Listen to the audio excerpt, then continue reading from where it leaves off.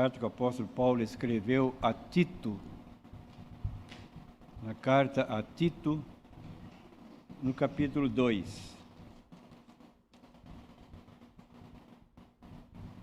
Epístola do apóstolo Paulo a Tito, no capítulo 2, e vamos ler a partir do versículo 11.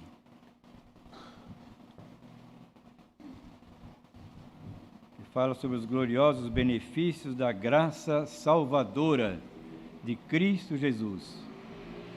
Pensando, meus irmãos, sobre essa graça irresistível que veio a cada um de nós pela graça do Senhor somente. Esse é o nosso pensamento, nosso tema nessa noite. E vamos ler de forma responsiva Tito, capítulo 2, versículo 11, até o versículo 8 do capítulo 3. Tito 2, 11, até o versículo 8 do capítulo 3. Porquanto a graça de Deus se manifestou salvadora a todos os homens.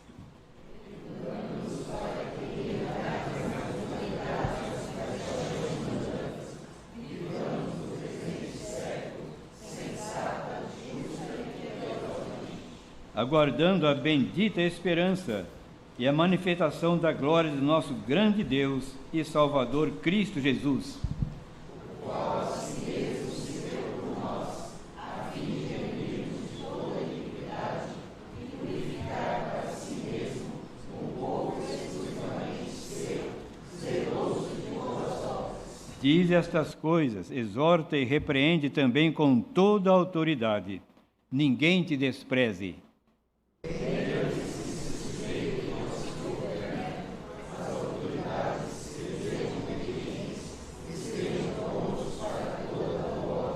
Não difamem a ninguém, nem sejam altercadores, mas cordatos, dando provas de toda a cortesia para com todos os homens.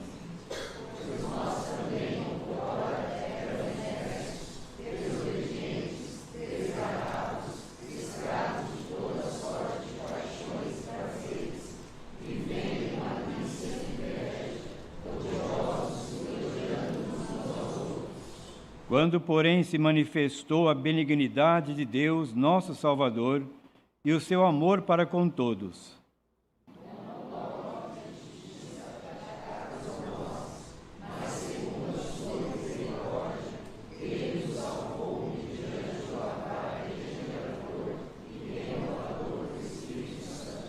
Que Ele derramou sobre nós ricamente, por meio de Jesus Cristo, nosso Salvador.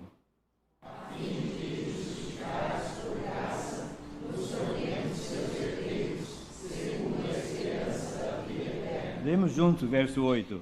Fiel é esta palavra, e quero que no tocante a estas coisas faças a afirmação confiadamente, para que os que têm crido em Deus sejam solícitos na prática de boas obras.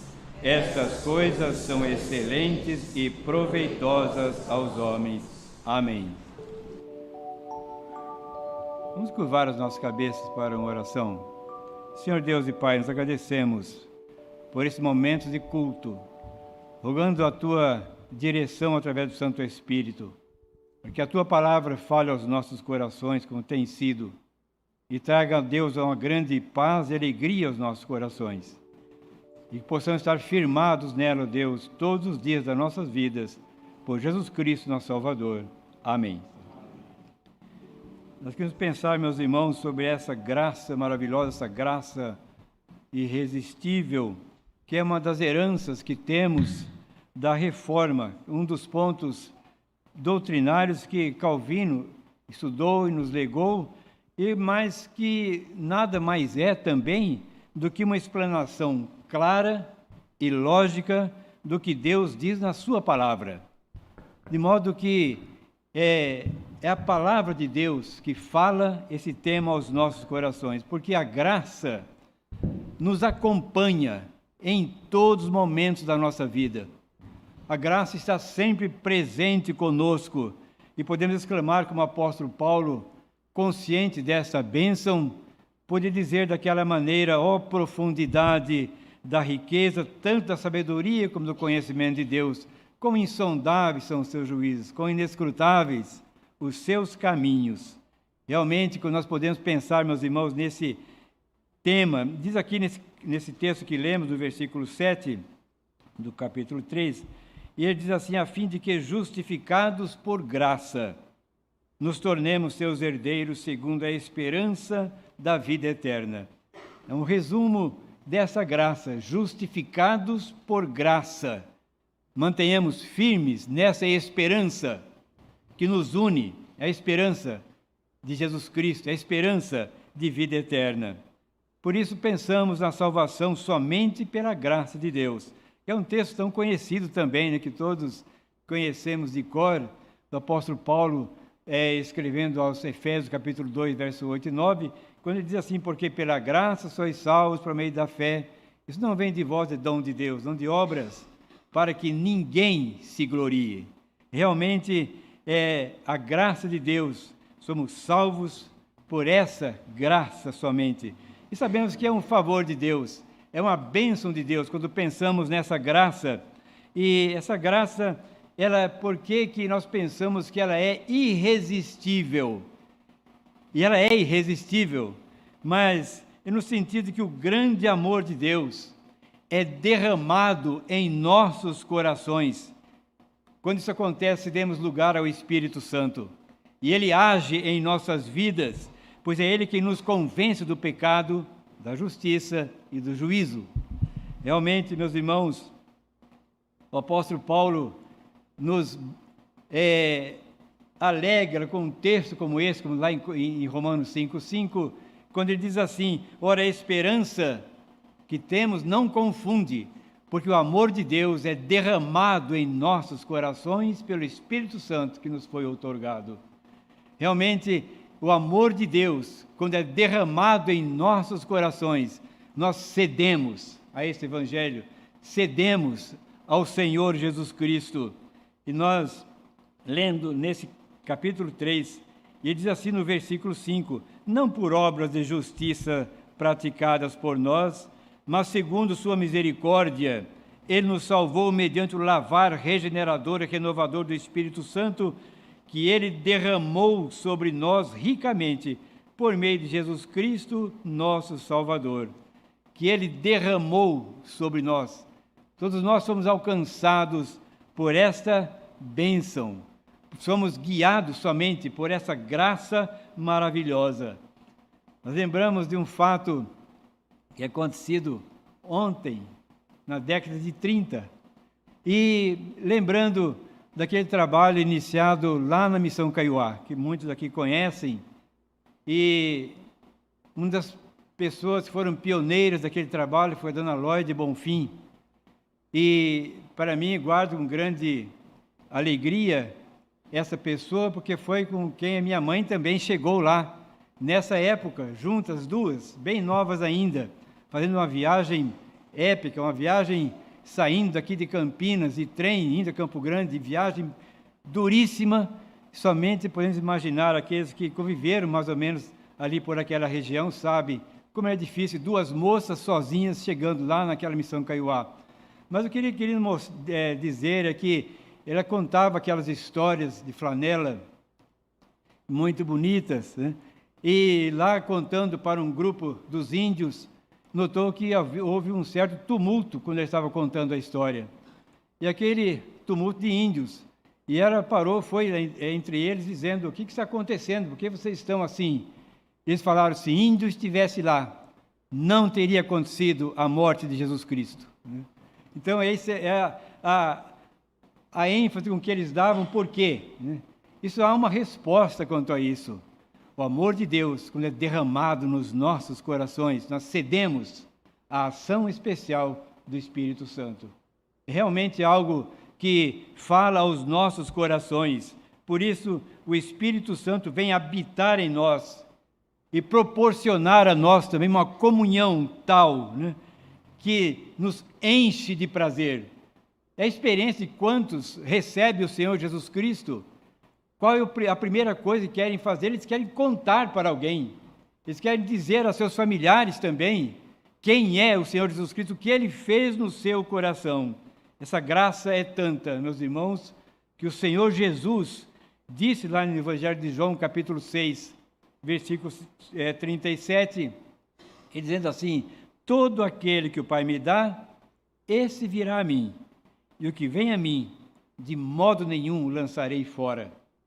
Todo aquele que o Pai me dá, esse virá a mim. A graça vem de Deus. Essa graça, por isso que nós pensamos numa graça irresistível, porque não há como resistir quando o amor de Deus é derramado em nossos corações. Não há ser humano que suporta um peso tão grande como esse, e uma alegria tão grande também.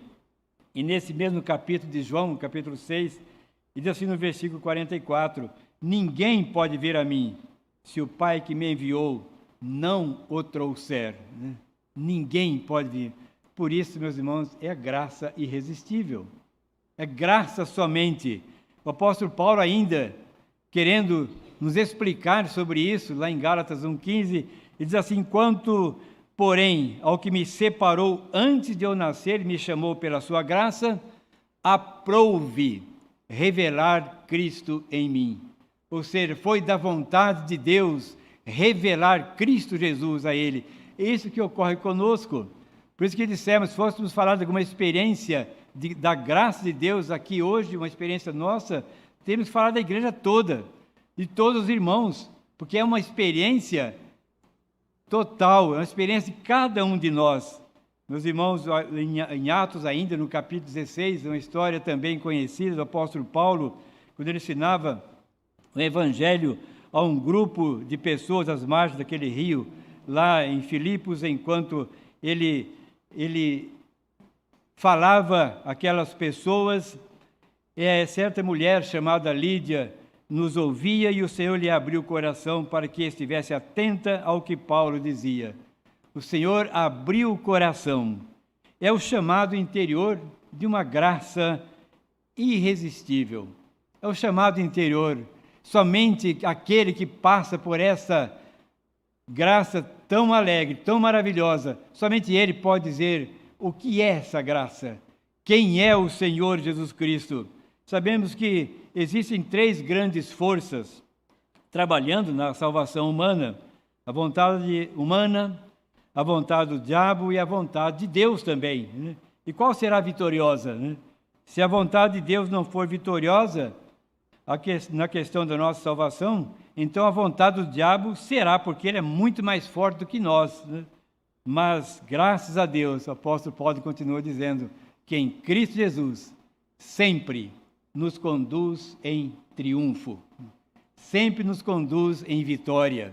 Realmente, quando pensamos na salvação, é uma vitória já ganha pelo Senhor Jesus Cristo a todos nós, como o Senhor nos diz também, aquele texto de João 1,17, a graça e a verdade vieram por meio de Jesus Cristo.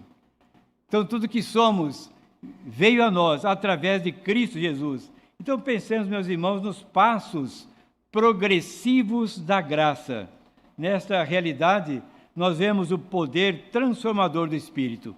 Lá em 2 Coríntios, o apóstolo Paulo, ainda nesse tema, ele diz no capítulo 3, verso 18, e todos nós, com o rosto desvendado, contemplando como por espelho a glória do Senhor, somos transformados de glória em glória, na sua própria imagem, como pelo Espírito. Meus irmãos, a chamada a cada um de nós vem por essa graça. Abençoados aqueles que recebem essa bênção de Deus, como o apóstolo Paulo, no texto que lemos de Gálatas. Quando, porém, aquele que me separou antes de eu nascer e me chamou pela sua graça, aprouve revelar Cristo em mim. O arrependimento é pela graça. Quando o apóstolo apóstolo Paulo e Barnabé, lá naquele sermão também, lá em Atos capítulo 13, e diz, e creram, depois do sermão, diz, e creram todos os que haviam sido destinados para a vida eterna. Meus irmãos, isso há uma explicação. Isso é uma graça irresistível. Isso é o grande amor de Deus. a própria fé tem a sua origem na graça. No texto que lemos, pela graça sois salvos por meio da fé. Não vem de vós, é dom de Deus. Na graça, a pessoa pode e deve ser santificada, porque caso contrário, jamais verá o Senhor, né? Então, mesmo na graça, há uma mensagem especial para todos nós também, né?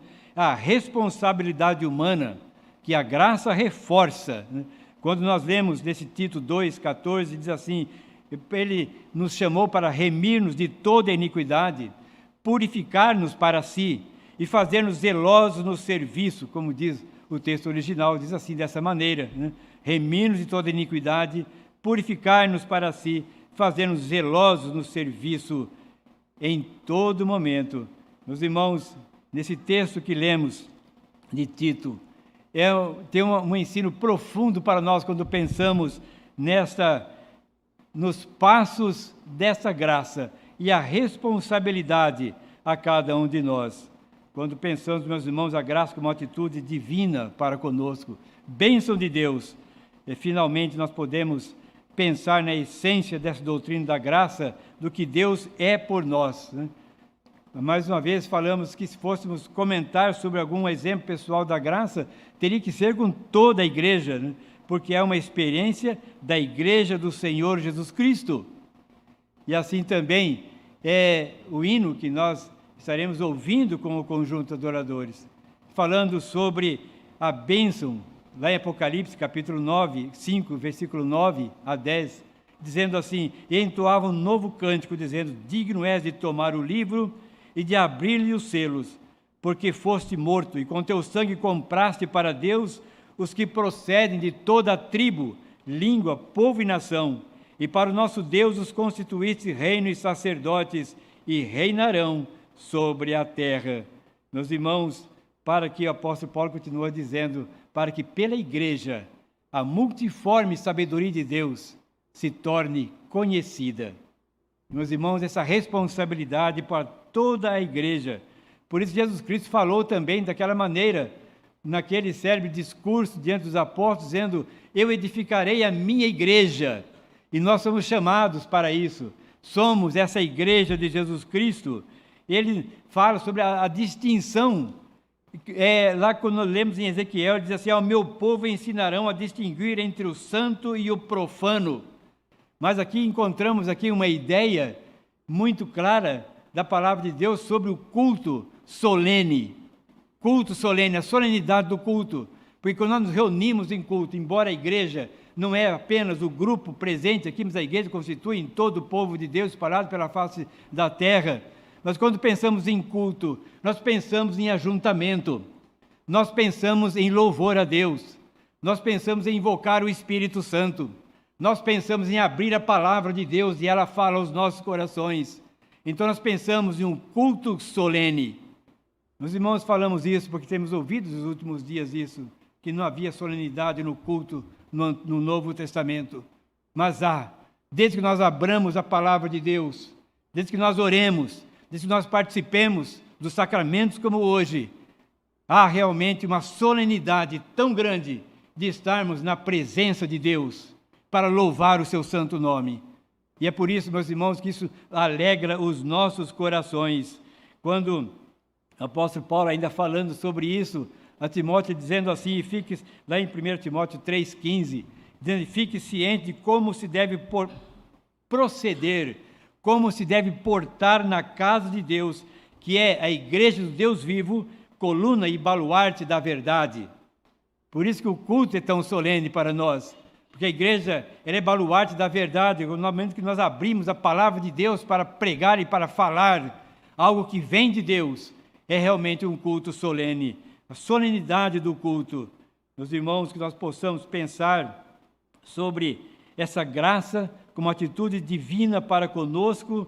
É um progresso constante dessa graça e ela tem sido aplicada eficazmente nos nossos corações. A graça é sumariada mesmo no nome de Jesus Cristo, né? Que é tudo para nós, Cristo em nós. Tudo isso vemos e cremos realmente que é uma verdade absoluta, que Jesus Cristo veio e ele morreu e ressuscitou e virá para buscar a sua igreja. Isso é o grande tema que está sempre presente em nós. Por isso que o texto diz que lemos: a graça e a verdade vieram por meio de Jesus Cristo. Meus irmãos, outro assim, a graça é a decisão livre de Deus ao nosso respeito. É uma decisão de Deus, pela sua graça e pela sua misericórdia, pelo seu grande amor para conosco. É uma decisão livre de Deus. Os meios de graça que Ele dá a cada um de nós para nos dirigir, para nos assistir também na vida cristã, inclui as Escrituras, que é um meio de graça, inclui as ordenanças, batismo e ceia, inclui as orações, a comunhão constante, a nutrição da igreja, o alimento da igreja, são meios de graça que Ele nos concede para que possamos crescer, progredir cada vez mais. Meus irmãos, graça maravilhosa. Nós podemos pensar muito sobre esse tema. Ele fala tão de perto aos nossos corações, redimidos e chamados pelo Senhor. Lembremos ainda desse texto de Tito 2, 11, porquanto a graça de Deus se manifestou Salvador a todos os homens, educando-nos para que, renegados à impiedade e às paixões mundanas, vivamos no presente século sensata, justa e piedosamente, aguardando a bendita esperança e a manifestação da glória do nosso grande Deus e Salvador, Cristo Jesus. Meus irmãos, que Deus abençoe, que essa graça superabundante esteja presente sempre nos nossos corações e prontos a testemunhar essa bênção que temos recebido como igreja de Jesus Cristo. Que Deus nos abençoe. Amém.